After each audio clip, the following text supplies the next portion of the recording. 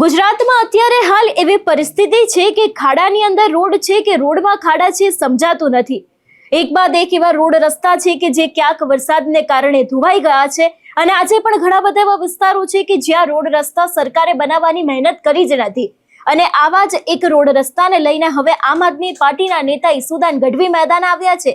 ઈસુદાન ગઢવી એ road ઉપરથી પસાર થઈ રહ્યા હશે અને એ દરમિયાન આ તૂટેલા રોડને જોઈને અચાનક તેઓ પોતાની ગાડી રોકે છે અને એ બાદ ગાડીની બહાર આવીને ક્યાંક લોકોની સાથે પણ વાતચીત કરે છે. શું છે આખો આ મામલો તેની વાત કરીશું આજના આ વિડીયોમાં. નમસ્કાર, હું હંસિની અને તમે જોઈ રહ્યા છો નિર્ભય ન્યૂઝ. સરકારી નેતાઓ કરોડોની ગ્રાન્ટ તો લે છે, પણ આ ગ્રાન્ટનો ઉપયોગ ક્યાં કરે છે આજે પણ એક સવાલ છે.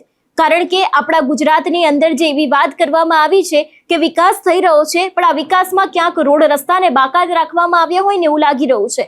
આજે પણ ઘણા બધા એવા વિસ્તારો છે કે જ્યાં લોકોને જવું હોય છે પણ રોડ રસ્તા ખરાબ હોય છે અને આની પહેલા પણ ઘણા બધા એવા ઉદાહરણો જોયા છે કે હજી સુધી ક્યાંક ગામડાના ઘણા બધા એવા રસ્તાઓ છે કે જે સરકાર દ્વારા બનાવવામાં નથી આવતા.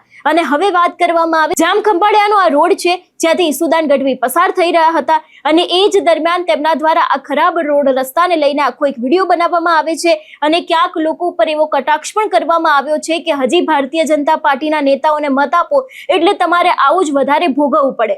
વધુમાં આ વિષયને લઈને ઈસુદાન ગઢવી દ્વારા જે વિડીયો બનાવવામાં આવ્યો છે વિડીયો ઉપર નજર કરીએ. જય માતાજી મિત્રો, જય હિન્દ, જય જય ગરવી ગુજરાત. આજે હું આપને કંઈક દેખાડવા માંગુ છું. સ્પેસ ટેકનોલોજી જો આ લોકો લાવ્યા છે ભાજપ વાળા આ રોડની. જો આ રોડ છે અને રોડના ખાડા જુઓ, બરોબર છે. સહેજ ધીરે ધીરે જવા દો ભાઈ. આ રોડના ખાડા છે, આ રોડના ખાડા છે, બરોબર છે. આપ જોતા હો, આ સ્ટેટ હાઈવે છે, બરોબર છે. કલ્યાણપુર થી ખંભાળિયા જતો આ રસ્તો છે અને આ રસ્તો આટલા ખાડા હોવા છતાંય હમણાં ભાજપ તાલુકા પંચાયત જિલ્લા પંચાયતમાં જીત્યું. ખાલી ખાડા જોઈ લ્યો એટલે તમને મજા આવે. લોકોને એ ખબર પડે ને કે આ ખાડો છે ને મને આ ખાડો ભાજપના કારણે મળ્યો છે મને, તો બીજી વાર એ ખેડૂતો એક નીચે ઉભા રાખો છે. આ ખાડા ખેડૂતોને નીચે ઉતારીને દેખાડું. મિત્રો આજે તમને આ રસ્તાના ખાડા જુઓ. આ આખો રસ્તો છે, જુઓ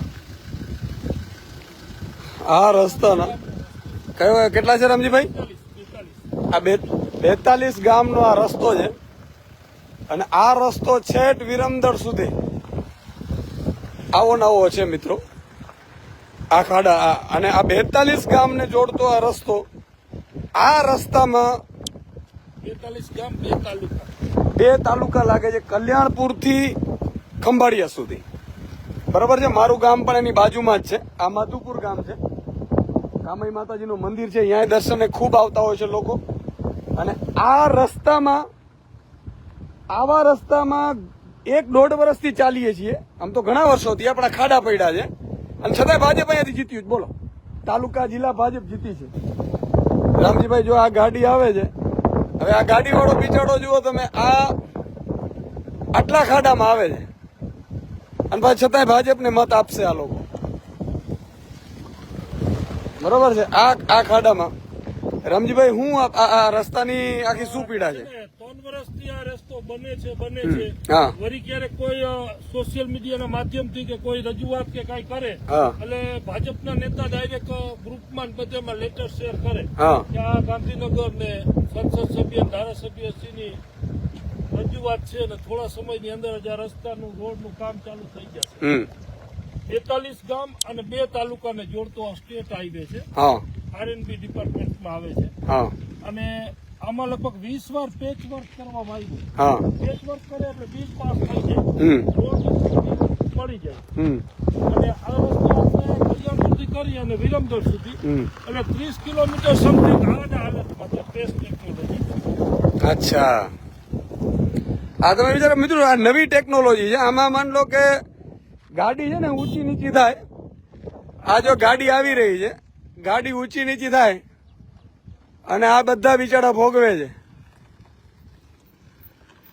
રામ રામ. કેવો છે રસ્તો?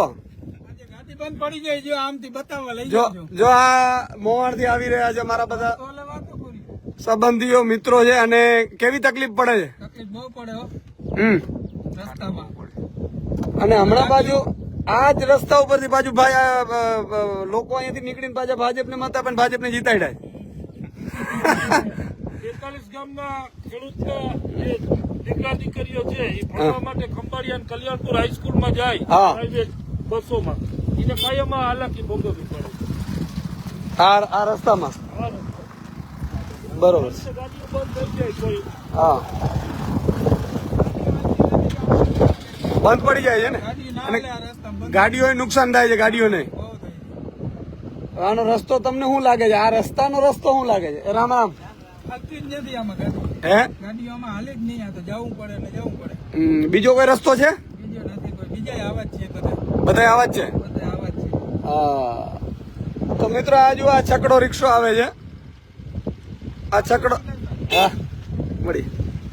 આ છકડો રિક્ષો પણ જુઓ તમે, બિચારો કેવા રસ્તામાં કેવી તકલીફ પડે છે.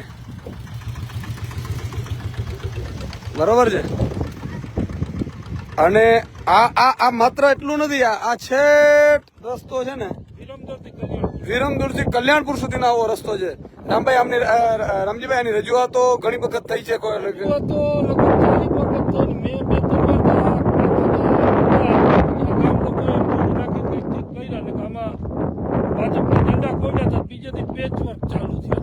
હા થોડી પેચિંગ કરી નાખે થોડું ઘણું એટલે બિલ પાસ થઈ જાય. આ રોડ બનાવવાનો ખર્ચો આવે ને એના કરતા પેચ વર્કમાં 2-3 વાર એનાથી ડબલ બિલ ઉપડી ગયા છે. આવો આ રોડ છે. અને આવા રસ્તા રાખે ને તો જ નાનો મોટો બિલ વળી આવા પેચ વર્કના કોન્ટ્રાક્ટર એજન્સીમાં ફાળવે ને બધાને કમિશન ને મળે ને બધાને રોજીરોટી હાલી રહે. એ માટે આ રસ્તા રાખે છે. અચ્છા, એટલે ઈ લોકો બનાવતા એટલા માટે નથી કે વારંવાર બનાવવા. આ મહિના રોટલા છે. આ મહિનાના રોટલા છે ભાજપના આગેવાનો. હા, આગેવાનો, કોન્ટ્રાક્ટરો, અધિકારીઓ એના રોટલા છે. જો બની જાય તો પછી આમાં પેચ વર્ક કે અને કાંઈ થાય નહીં. સમાજના નામે મત લઈ જાય છે. મત લેવા હોય તો એ બધી આવેદન પત્ર આપી દે મુખ્યમંત્રીને ઉચ્ચ કક્ષાએ રજૂઆત. આવું લેટર દઈ દે એટલે 10-12 દી સુધી એમ નહીં, પણ આ આટલો બધો રસ્તો ખરાબ છે, આમાં બધા સમાજના લોકો રહે છે, તો ભાજપને કેમ મત મળતા હશે? હવે ઈ છે આ લેટર આપી દે ને થોડીક વાહ દેખાડી દે કે આની રજૂઆત કરી છે ને આ રોડ ની મુલાકાત લીધી છે. હવે થોડા દિવસની અંદર નારિયેળ ફોડીને કામ ચાલુ થશે. પછી 2-3 દી 2 ડામરના ડમ્પર અને કાકરીના ડમ્પર ઉલારે એટલે માણસને એમ થાય કે રોડ નું કામ ચાલુ થઈ ગયું. હવે હમણાં ચૂંટણી આવે છે, ચૂંટણી વહી જાય એટલે ધમ ધકાર કામ હાલશે. હું આ રોડમાં 3 વર્ષથી આવે છે. ચૂંટણીઓ નીકળી ગઈ. હું આ લાઈવ તમારા પેજમાં છે ને કહું ને 20 વાર તો આનો પેચ વર્ક થયો. પણ આમાં રોટલા છે. જો આ થઈ જાય ને તો રોટલા. તો આ પ્રજાને નહીં ખબર પડતી હોય કે આ લોકોને આપણે મત હું કામ આપીએ છીએ જ્ઞાતિ જાતિના નામે? ઈશ્વર જાણે આમાં કોને શું ખબર પડે છે કે ઈ છેલ્લે ચૂંટણીઓ તો એવી રીતે લડતા હશે ને કે ભાઈ આપણે જ્ઞાતિનો છે, ભલે ને તું ખાડામાં પડે મરી જાય પણ તું મને જો મત આપે, એવું હશે ને? એ રીતે જાણે હમણાં રોડ તો બની જાય એમ જ છીએ.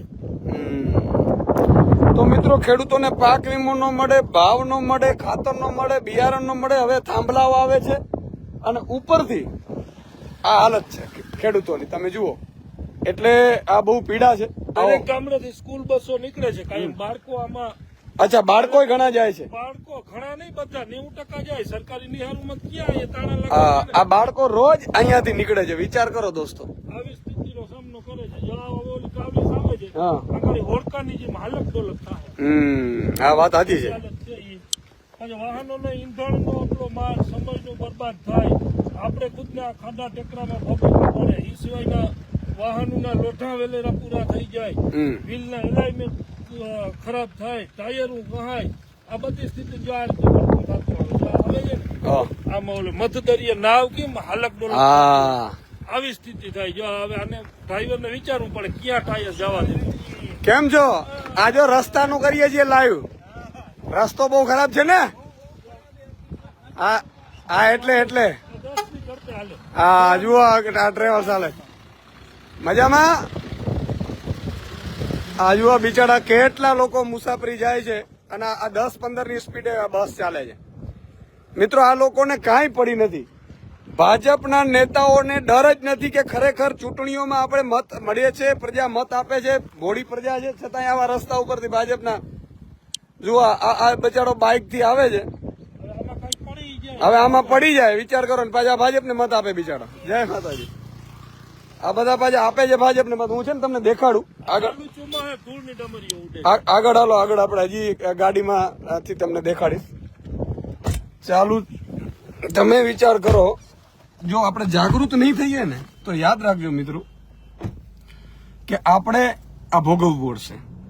આ ખંભાળિયાના આવા કેટલાય આવા રસ્તાઓ છે અને ઢગલા બંધ છે. મારી આપને વિનંતી છે કે ચલો જ્ઞાતિના નામે મત આપીએ છીએ. હાલો, એ જ્ઞાતિ વાળો તો આપણે જ રહીએ છીએ ને, આપણી જ્ઞાતિનો છે, જ્ઞાતિના નામે મત આપ્યા, પાક વીમો અપાયો જ્ઞાતિના નામે, નથી મળ્યો. જાતિના નામે પાક વીમો આવ્યો, નથી આવ્યો.